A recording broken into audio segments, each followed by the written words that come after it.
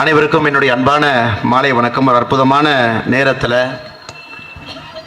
இறைவனுடைய அருளால் நகரத்தினுடைய மத்திய பகுதியில் ஒரு கிராமத்தினுடைய சூழ்நிலையில் நம்மை சுற்றி தனங்கள் மாடுகள் எல்லாம் இருக்க, நல்லவர்கள்லாம் ஒரே இடத்துல சங்கமித்திருக்க, துறவி பெருமக்கள் எல்லாம் மேடையிலே நமக்கு ஆசீர்வாதம் கொடுத்தரல. ஒரு பெரிய புண்ணியம் நாம் செய்திருக்க வேண்டும். இது போன்ற ஒரு அற்புதமான நிகழ்விலே நாம் பங்கெடுத்திருக்கின்றோம். ஒரு ஏர் கண்டிஷன் இன்டோர் ஹாலில் உட்கார்ந்திருந்தாலும் கூடங்க நமக்கு இது போன்ற ஒரு சூழ்நிலை ஏற்படாது. அந்த சூழ்நிலையை ஏற்படுத்தி கொடுத்திய மகா பெரியவாவுடைய பாதத்தை தொட்டு வழங்கி, இந்த நேரத்தில் எல்லா பெரியவாவுடைய அனுகிரகம் நாம் எல்லாம் இங்கே இருக்கணும் அப்படிங்கிறவருடைய சித்தம். மேடையின் மீது இருக்கக்கூடிய நம்முடைய துறவி பெருமக்கள், ஸ்ரீலஸ்ரீ திருநாவுக்கரசு சுவாமிகள், திண்டுக்கல் ஆதீன சுவாமிகள் மிக அற்புதமான அருளாசி வழங்கிவிட்டு நம்மோடு அமர்ந்திருக்கின்றார்கள். அவருடைய தவம் நம்மை எல்லாம் காத்து கொண்டிருக்கிறது. ஐயா அவருடைய பாதத்தை தொட்டு வணங்கி, சிவலோகம் தியானவடம் வாதாவூர் அடிகளார் சுவாமிகள் அவர்கள் மிக அற்புதமாக நமக்கு அருளாசி வழங்கிவிட்டு அவருடைய தவமும் நம்மை காத்து கொண்டிருக்கிறது. ஐயாவுடைய பாதத்தை தொட்டு வணங்கி, திருக்கைலாய பரம்பரை திருஞான சம்பந்தர் ஆதீனம் ஸ்ரீமத் சிவாகர தேசி சுவாமிகள் ஈரோடு அவருடைய வரவுக்காக காத்திருந்தோம். வந்த பின்பு மிக அற்புதமாக நமக்கு அருளாசி வழங்கிவிட்டு அவருடைய தவம் நம்மை எல்லாம் காத்து கொண்டிருக்கிறது. ஆதீனத்தினுடைய பாதத்தை தொட்டு வணங்கி, நமக்கு இதை இங்கே இந்த நேரத்தில் இந்த சூழ்நிலையில் உலகத்தில் ஏற்பட்டிருக்கக்கூடிய சூழ்நிலையெல்லாம் பார்க்கும் பொழுது 3 மாதத்திற்கு முன்பு எனக்கு தொலைபேசி மூலமாக அழைத்து இது போன்ற ஒரு நிகழ்ச்சி இங்கே நடைபெற இருக்கிறது. 108 நாட்கள் சத்ரு சம்ஹார ஸ்ரீ சுப்பிரமணிய திருசதி ஹோமம் நடக்க இருக்கிறது. 3 மாதத்திற்கு முன்பே மேடையில் இருக்கக்கூடிய நம்முடைய அன்பையெல்லாம் பெற்றிருக்கக்கூடிய நாராயண சாஸ்திரி சாமிகள் அவங்க சொன்னாங்க, ஒரு போர் சூழல் இந்த உலகத்தில் வரும். எல்லா இடத்திலும் கூட ஒரு அபாய பிரச்சனைகள் இருக்கிறது. அதனால் இந்த நேரத்தில் நாம் இதை செய்ய வேண்டும் என்று சொன்னார்கள். 3 மாதங்களுக்கு முன்பு எனக்கு தெரியல. ஆனால் இன்றைக்கி ஆச்சரியமாக இருக்கிறது எப்படி அதை கணிச்சார் அப்படின்னுங்க. அதனால் சரியான நேரத்தில் இந்த 108 நாட் ஆரம்பிக்கின்ற இந்த சத்ரு சம்ஹார பெருவிழாவில் நாம் பங்கேற்று கொண்டிருக்கின்றோம். இதற்கு முன்பு நாராயண சாஸ்திரி சாமிகள் அவர்கள் என்னை கூப்பிடும் பொழுதெல்லாம் நானும் அவரும் தனியாக திருநெல்வேலியில் வல்லநாட்டில் அவருடைய ஆசிரமத்தில் தன்னந்தனியாக இருந்திருக்கின்றோம். மாடுகளோடு இருந்திருக்கின்றோம். யாரும் தெரியாமல் 2 பேர் அங்கே இருந்திருக்கின்றோம். அதன் பிறகு அங்கே அவருடைய இல்லத்திலே தங்கியிருந்திருக்கின்றேன். அவரே எனக்கு தோசையெல்லாம் சுட்டு பரிமாறி இருக்கின்றார்கள். அது ஒரு காலம், அற்புதமான காலம், இனிமையான காலம். யாருக்கும் தெரியாமல் நம்முடைய குருவோடு நேரத்தை நாம் கழிப்பது, அதையெல்லாம் நினைத்து என்று மேடையில் அமர்ந்து எண்ணி பார்த்து கொண்டிருந்தேன். எப்படிப்பட்ட காலமாக, வசந்த காலமாக இருந்த காலம் அது. மறுபடியும் என்னுடைய குரு நாராயண சாஸ்திரி சுவாமிகள் என்று ஒரு வாய்ப்பை கொடுத்துருக்குறாங்க. வெஸ்ட் மாம்பழத்தில் இந்த நேரத்தில் சங்கர மடத்தில் இந்த விழாவிலே பங்கேற்க வேண்டும் என்று. ராம ரவிக்குமார் ஐயா அவர்கள் ஒரு அற்புதமான ஒரு ஆன்மீகவாதி, ஒரு அரசியல்வாதி, இரண்டும் கலந்து ஒரு கலவை. நிறைய அரசியல்வாதி கேட்டால் ஆன்மீகம் கலக்காதுங்க. ஆனால் ராம ரவிக்குமார் அவர்களை பொறுத்தவரை வரும் 18ஆம் தேதி, மார்ச் 18ஆம் தேதி உயர்நீதிமன்றத்தினுடைய ஆணை, அது மறுபடியும் மாநில அரசு உதாசீனப்படுத்தாமல் இருந்தால் வரும் 18ஆம் தேதி திருப்பரங்குன்றம் மலையிலே தீபம் ஏறி இருக்கும். நிச்சயமாக அந்த நாள் இந்த முறை நடக்கும் என்கின்ற முழு நம்பிக்கை. தன்னுடைய விடாமுயற்சியால், கடினமான உழைப்பால் மறுபடியும் நீதிமன்றத்தினுடைய படி தொடர்ந்து ஏறிக்கொண்டிருக்கின்றார்கள். இந்த முறை அது நிச்சயமாக நடக்கும் என்கின்ற பெரிய நம்பிக்கையோடு மேடையின் மீது நம்முடைய உண்மையின் உரைகளாக இருக்கக்கூடிய திருச்சி வெள்ளூர் பகுதியினுடைய தினமலர் நாளிதழுடைய பதிப்பீட்டாளர் ஐயா ஆர் கோபால்ஜி அவர்கள் இந்த நிகழ்வுக்கு வந்து நம்ம எல்லாம் பெருமைப்படுத்தி கொண்டிருக்கின்றார்கள். அவர்களுக்கும் என்னுடைய மாலை வணக்கத்தை தெரிவித்து, நான் பெரிதும் மதிக்கின்ற பாரதிய ஜனதா கட்சியினுடைய சென்னை மாநகராட்சியினுடைய ஒரே ஒரு மக்கள் மாமன்ற உறுப்பினராக இருந்து பாரதிய ஜனதா கட்சியை தொடர்ந்து பெருமைப்படுத்தி கொண்டிருக்கக்கூடிய அக்கா, இந்த பகுதியினுடைய மக்கள் பிரதிநிதி அக்கா உமா ஆனந்தன் அவர்கள் வந்திருக்கின்றார்கள். அவர்களுக்கும் என்னுடைய தாழ்மையான வணக்கத்தை தெரிவித்துக் கொள்கின்றேன். அருமை சொந்தங்களே, இந்த 108 அப்படிங்கிற ஒரு எண் நம்முடைய இந்து சமுதாயத்தில், பாரம்பரியத்தில் மிக முக்கியமான ஒரு எண். நம்ம நிறைய பேர் நினைப்போம், எதற்காக 108 என்கின்ற ஒரு எண்ணை நாம் எல்லா இடத்துலையும் பயன்படுத்துகிறோம். 108 நாட்களுக்கு ஹோமம் செய்கிறோம். இப்போ ஐயனுக்கு ஒரு ருத்ராட்ச மாலை போட்டாங்க, அதை எண்ணி பார்த்தீங்கன்னா கூட 108 இருக்கும். உபனிஷத் 108 இருக்கும். எல்லாமே 108 இருக்கும். இன்னும் ஆச்சரியமாக கொஞ்சம் சயின்டிஃபிக்காக யோசித்து பார்த்தீங்கன்னா, பூமிக்கும் நிலாவுக்கும் இருக்கக்கூடிய தூரம், பூமிக்கும் நிலாவுக்கும் இருக்கக்கூடிய தூரம் 1,50,000 கிலோமீட்டர். இந்த தூரத்தை கணக்கீடாக எடுத்து பார்த்தீங்கன்னா, நிலாவினுடைய டயமீட்டர் அதை 108 மல்டிப்ளை பண்ணிங்கன்னா பூமிக்கும் நிலாவுக்கும் இருக்கக்கூடிய தூரம். சரி, பூமிக்கு நிலாவுக்கு தான் சும்மா ஏதோ வந்துருச்சு அப்படின்னு, பூமிக்கும் சூரியனுக்கும் இருக்கக்கூடிய தூரத்தை எடுத்து பார்த்தீங்கன்னா, சூரியனுடைய டயமீட்டரை 108 மல்டிப்ளை பண்ணிங்கன்னா பூமிக்கும் சூரியனுக்கும் இருக்கக்கூடிய தூரம். அப்போ சூரியனுடைய டயமீட்டர் சுற்ற டயமீட்டர் எடுத்து பார்த்தீங்கன்னா, நம்முடைய பூமியினுடைய டயமீட்டர் இன்ட்டு 108 சூரியனுடைய டயமீட்டர். இதெல்லாம் இன்னைக்கு சயின்ஸ். இன்னைக்கு நம்ம எர்த்தினுடைய டயமீட்டர் பார்த்தீங்கன்னா 12,742 கிலோமீட்டர். அதை 108 முறை மல்டிப்ளை பண்ணிங்கன்னா 13,90,000 கிலோமீட்டர். அது சூரியனுடைய டயமீட்டர். இந்த 108ங்கிறது நம்முடைய ஒரு காஸ்மிக், ஒரு ஜாமெட்ரிக்கல் நம்பராக அது இருக்குதுங்க. பல இடத்துல இருக்கு. சிவபெருமான் 108 கலைகளை சொல்லி முனிவர்களை சித்தர்கள்லாம் அனுப்பிய பொழுது அகஸ்திய சித்தர் வந்தாங்க. யோகக்கலை 108, எல்லாத்துலேயும் இந்த 108 இருக்கு. இது நமக்கு ரொம்ப பிரமிப்பான விஷயம் என்னன்னாங்க, இன்னைக்கு பவர்ஃபுல் டெலஸ்கோப் வந்துச்சு, சயின்ஸ் அட்வான்ஸ்டாக இருக்கு. இன்னைக்கு நம்ம மெஷர் பண்ணுறோம், 108ங்கிற எண் கொடுக்குறோம். ஆனால் எப்போவும் ஒரு காலகட்டத்தில் நம்முடைய முன்னோர்கள் தன்னுடைய சூட்ச்ம அறிவுனால, இன்னேட் இன்டெலிஜென்ஸ், சூட்ச்ம அறிவுங்கிறாங்க. இன்னேட் இன்டெலிஜென்ஸ் எப்பொழுதுமே சயின்ஸுக்கு ரொம்ப முன்னாடி இருக்கும். சயின்ஸ் பின்னாடி தான் வந்து அதை பிடிக்கும். சயின்ஸ் கிட்டத்தட்ட பல நூற்றாண்டுகள் பின்னாடி தான் வரும். இன்றைக்கி நாம் ஒரு விஷயத்தை பேசுகின்றோம், அது தமிழகத்தில் குறிப்பாக இதனுடைய அரசியல் கொஞ்சம் வித்தியாசமான அரசியல்னால நம்ம விஞ்ஞான முறையில் சிலதை பேசும் பொழுது தவறு அப்படின்னு சொல்லுவாங்க. ஆனால் இன்னும் 2 நூற்றாண்டு 3 நூற்றாண்டு கழித்து பார்த்துருக்கும் பொழுது ஆன்மீகத்தை பொறுத்தவரை இது முன்னாடி போயிட்டுருக்கும், விஞ்ஞானம் சயின்ஸ் பின்னாடியே வந்துக்கிட்டு இருக்குங்க.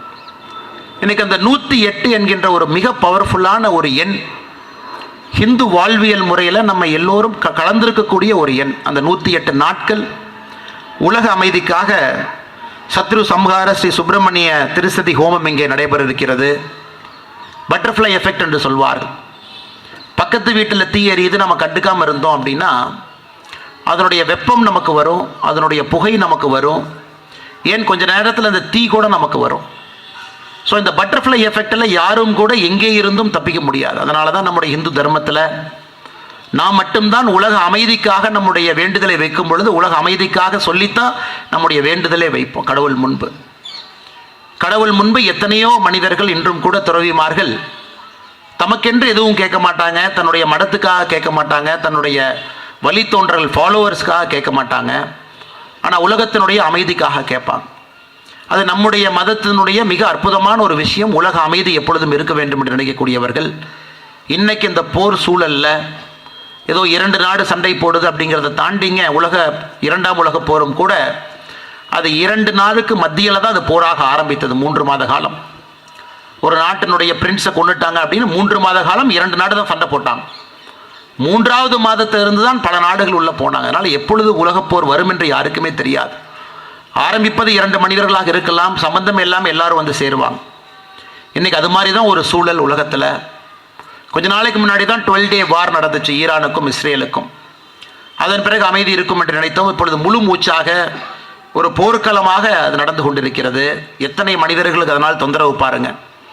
இன்றைக்கி நம்ம UAE நாட்டை எடுத்துக்கிட்டோம் அப்படின்னா, துபாய் குறிப்பாக, அதில் 92% வசிப்பவர்கள் அரபியர்கள் கிடையாது. வெறும் 8% மட்டும்தான் அரபியர்கள் துபாயில். 92% மக்கள் உலக மக்கள். அதனால் இது 2 மதத்திற்கான போர், ஒரு மதத்திற்கான போர், அவங்களுக்குள்ள சண்டை போட்டுக்கிறாங்கன்னு எங்கேயுமே சொல்ல முடியாதுங்க. இன்றைக்கி அந்த தீ என்பது பக்கத்து வீட்டில் இருந்தாலும் கூட அந்த வெப்பம் நம்மை சுடும், அந்த அனல் காற்று நம்மை பாதிக்கும். அந்த சூட்டுன்னு நம்ம சொல்கிறோம், அந்த வெளியே வரக்கூடிய காற்று நம்மை பாதிக்கும். உலகத்தில் எல்லா இடத்திலும் அமைதி இருக்கணும், எல்லா மக்களும் இன்புற்று நன்றாக இருக்க வேண்டும் என்கின்ற ஒரு அற்புதமான நோக்கத்தில் இந்த திருசதி ஹோமத்தை நாம் இங்கே ஆரம்பித்திருக்கின்றோம். முதல் நாள் மார்ச் 9ஆம் தேதி ஆரம்பித்திருக்கக்கூடிய இந்த ஹோமம் என்பது இன்னும் 108 நாள் சென்று ஏப்ரல் 24ஆம் தேதி, ஜூன் 24ஆம் தேதி, மன்னிக்கணுங்க ஐயா, ஜூன் 24ஆம் தேதி 108வது நாள் முடிவர இருக்கிறது. நிச்சயமாக இந்த எல்லா நாள்லையும் நாம் வந்து பங்கு பெற வேண்டும். பக்கத்தில் இருக்கவங்களுக்கு ரொம்ப ஈஸிங்க, நீங்கள் எப்போ வேணாலும் வரலாம், பார்க்கலாம். நிறைய பேர் இங்கே எப்பொழுதுமே இங்கே இருக்கக்கூடிய தினங்களை பார்ப்பதற்கு தினமும் வர்ற பெரியவங்க இங்கே அமர்ந்திருக்கிறீங்க. தினமும் அது உங்களுக்கு ரிச்சுவல். நான் வந்து கொஞ்ச நேரம் மாட்டோடு இருப்பேன், பார்ப்பேன், பசு மாட்டுக்கு புல் கொடுப்பேன், பால் கொடுப்பாங்க, பால் அங்கே வெளியே எடுத்துகிட்டு போவேன். அந்த மாதிரி தினமும் நிறைய பேர் இருக்கிறீங்க. என்னை போன்றவர்களுக்கு, பக்கத்தில் இல்லாதவர்களுக்கு இது ஒரு பெரிய வாய்ப்பு. அதனால் நிச்சயமாக இந்த 108 நாட்களில் சென்னை பகுதியில் இருக்கக்கூடிய நம்முடைய ஆன்றோர்கள், சான்றோர்கள், பெரியவர்கள் எல்லோரும் வந்து ஏதோ ஒரு நேரத்தில் இதில் பங்கேற்றால் நிச்சயமாக இந்த சமுதாயம் நன்றாக இருக்கும். இன்னொன்றுங்க, இந்த ஹோமத்தை பொறுத்த வரைக்கும், நம்முடைய சனாதன தர்மத்தை பொறுத்த வரைக்கும் மிக முக்கியமானது செல்ஃப் டிசிப்ளின். ஒரு மனிதனுக்கு ஒரு செல்ஃப் டிசிப்ளின் இருக்குது அப்படின்னாங்க உலகத்தில் எந்த பிரச்சனையுமே வராது. துறவிமார்கள் எங்கேயும் பிரச்சனை செய்ய மாட்டார்கள், பிரச்சனை உருவாவதற்கு காரணமாகவும் இருக்க மாட்டார்கள். காரணம் என்னென்னா அவர்களுக்கு இருக்கக்கூடிய செல்ஃப் டிசிப்ளின். உற்றோர் உறவினர் கிடையாது, பற்றுதல் கிடையாது, குழந்தைகள் கிடையாது, குடும்பம் கிடையாது. அப்போ அவங்களுடைய வே ஆஃப் லைஃப் அது வேறு மாதிரிங்க. ஆனால் நம்மை போன்ற கிரகஸ்தர்கள், குடும்பம் இருப்பவர்களுக்கு எங்கே இருந்தாலும் கூட ஒரு பற்று நமக்கு இருக்கும். நம்முடைய குழந்தையின் மீது ஒரு பற்று இருக்கும், குடும்பத்தின் மீது ஒரு பற்று இருக்கும். ஆனால் அதே கிரகஸ்தர்கள் ஒரு அரசாங்க பொறுப்பில், மக்கள் பணத்தில் நாம் சென்று உட்காரும் பொழுது அந்த பற்று வராமல் இருக்க வேண்டும் என்பதற்காகத்தான் ஆன்மீகத்தை அங்கே நாம் கொண்டு வருகின்றோம்.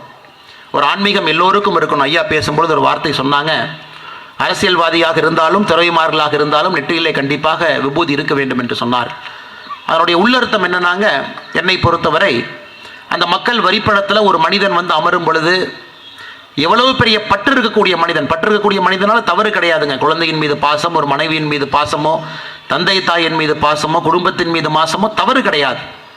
ஆனால் மக்களுக்காக வந்து அமரும் பொழுது அந்த பாசம் தான் செய்யக்கூடிய ஒரு வேலையை தடுக்கக்கூடாது என்பதற்காகத்தான் அரசியல்வாதிகள் ஆன்மீகவாதிகளாக இருக்க வேண்டும் என்று நான் சொல்லுகின்றோம். இன்னைக்கு தமிழகத்தில் சில கட்சியை சார்ந்த அரசியல்வாதிகள் ஆன்மீகவாதிகளாக இல்லாத காரணத்தினால தான் தன்னுடைய பையனை முன்னிறுத்தணும், தன்னுடைய பொண்ணை முன்னிறுத்தணும், குடும்பத்தை முன்னிறுத்தணும், தன்னுடைய குடும்பம் மட்டுமே ஆட்சி பொறுப்பில் இருக்கணும்னு ஏன் நினைக்கிறாங்கன்னா நீங்கள் நல்லா யோசிச்சு பாருங்க.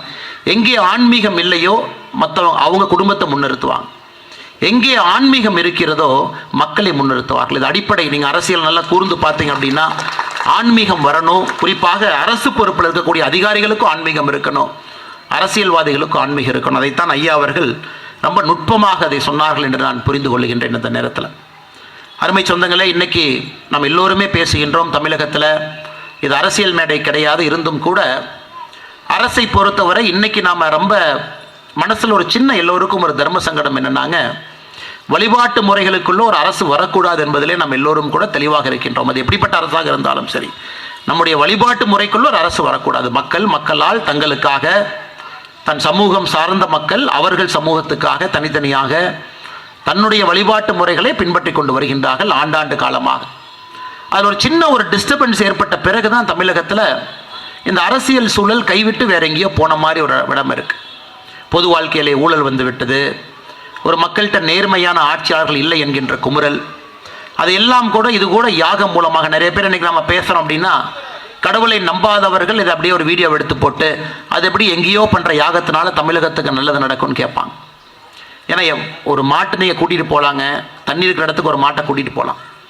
அந்த மாடு தண்ணி குடிக்க வேண்டும் என்று நினைத்தால் தானாக போய் தண்ணி குடிக்கும். ஆனால் நான் தண்ணியே குடிக்க மாட்டேன்னு நினைக்கிற ஒரு மாட்டை நீங்கள் வாயை திறந்து தண்ணி உள்ளே ஊற்ற முடியாதுங்க. அதனால தான் தமிழகத்தில் சில பேர்த்தை பொறுத்தவரை ஆன்மீகத்தை நம்பாதவர்கள் அவர்களுக்காக ஒரு விழிப்புணர்வு வந்த பிறகு தான் அதை நம்புவாங்க. நம்பாதவர்கள் மற்றவங்களை பார்த்து கேலி பேசிக்கிட்டே தான் இருப்பாங்க. அவர்களுக்கெல்லாம் திரும்ப திரும்ப பதில் சொல்ல வேண்டும் என்கின்ற அவசியம் இல்லை. நம்புறவங்க நம்புவாங்க, நம்பாத சில பேர் நம்பாமல் இருப்பாங்க. ஆனால் இந்த 108 நாட்கள் நாம் செய்யக்கூடிய அந்த ஹோமம் என்பது நிச்சயமாக இந்த பிரபஞ்சத்தில் ஒரு நல்ல ஒரு பாசிட்டிவ் வைப்ரேஷனல் எனர்ஜி, நல்ல ஒரு ஆரோக்கியமான சூழல், எல்லா இடத்திலும் அமைதி. அதே போல் தமிழகத்தில் ஒரு குடும்பத்திலும் ஒரு அமைதி. அவங்களுடைய வாழ்க்கை முறை, வாழ்வியல் முறை, தன்னுடைய மதத்தை நம்பக்கூடிய முறை, கடவுளை தரிசிக்கக்கூடிய முறை, தன் காலையிலிருந்து மாலை வரை செய்யக்கூடிய பணியில் ஒரு நேர்மை, ரோட்டில் நடந்து எங்கே நடந்து சென்றாலும் கூட ஒரு பாதுகாப்பு, இது எல்லாம் இருந்தால் மட்டும்தான் அந்த மன அமைதி வரும். வெறும் கோயிலுக்கு போய் நம்ம சாமி கும்பிட்டுட்டு வந்துட்டோம் மன அமைதி வந்து விடுமான்னு கேட்டிங்கன்னா, கோயிலுக்கு வெளியே நீங்கள் ஒரு ரோட்டில் தான் நடந்து போகணும், கோயிலுக்கு வெளியே ஒரு அலுவலகத்தில் போய் வேலை பார்க்கணும். இதெல்லாம் நடக்க வேண்டும் என்றால் அரசியலும் கூட அந்த மன அமைதி கொடுக்கக்கூடிய அரசியலாக இருந்தால் மட்டும்தான் எல்லோரும் தன்னுடைய ஃபுல்லஸ்ட் பொட்டன்ஷியல், உள்ள இருக்கக்கூடிய அதீதமான திறமையை அவர்களால் பறைசாற்ற முடியும். நிச்சயமான அதற்கான ஒரு காலம் வந்து கொண்டிருக்கிறது என்று முழுமையாக நம்புகின்றேன். எப்பொழுதுமே சுட்டரிக்கின்ற வெயில் நல்ல கடுமையான பிறகு அந்த வெயில் மறைய ஆரம்பிக்கும் பொழுது கருமேகம் வரும். அப்போ கொஞ்சம் குளிர்ச்சி வரும், அப்போ மழை வரும், அப்போ குளங்கள்லாம் நம்பும், அப்போ தாமரை மலரும். அதனால் தமிழகத்தில் நிச்சயமாக இந்த சுட்டரிக்கின்ற காலத்திற்கு பிறகு ஒரு தாமரை மலரக்கூடிய காலம் நிச்சயமாக தமிழகத்திலே வந்திருப்பதாக நான் பார்க்கின்றேன். அதனால் நீங்களும் ஒரு ஆன்மீக பற்றாளர்கள், ஆண்டோர்கள், சான்றோர்கள், நல்லவர்களுக்கு வாய்ப்பு கொடுங்க. என்னதான் நாம் வெறுத்தாலும் கூட அரசியல் என்பது உங்களோடு சேர்ந்திருக்கக்கூடிய ஒரு விஷயம்.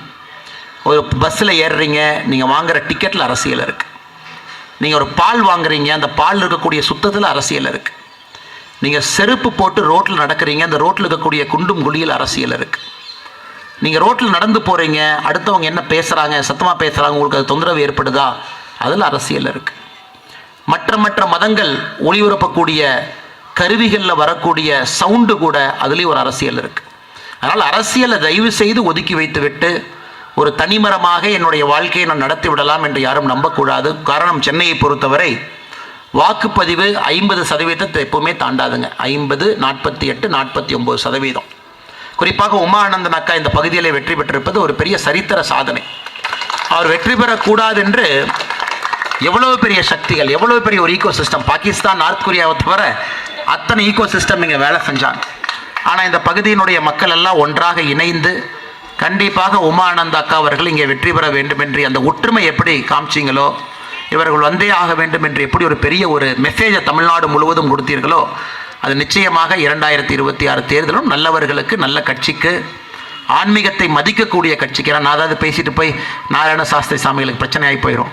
அதனால தான் நல்ல கட்சிகளுக்கு, நல்ல மனிதர்களுக்கு நீங்கள் தொடர்ந்து ஆதரவு கொடுக்கணும். அரசியலை தயவு செஞ்சு தள்ளி வைக்காதீங்க என்று சொல்லி இந்த 108 நாட்களும் கூட மிகச் சிறப்பாக இந்த யாகம் நடைபெறட்டும். மக்களுக்கு நல்ல ஒரு மனது, நல்ல ஒரு அன்பான ஒரு எண்ணம், ஒரு சூழ்நிலை எல்லாம் உருவாகட்டும் என்று சொல்லி எல்லாம் வல்ல இறைவனுக்கு நன்றி தெரிவித்து நாராயண சாஸ்திரி சுவாமிகள் அவர்களுக்கு என் பாதத்தை தொட்டு வணங்கி மேடையில் இருக்கக்கூடிய ஆண்டோர்களுக்கும், சான்றோர்களுக்கும், துறவி பெருமக்களுக்கும் என்னுடைய நன்றிகளை உரித்தாக்கிக் கொள்கின்றேன். நன்றி, வணக்கம். பாரத் மாதா கி ஜெய்.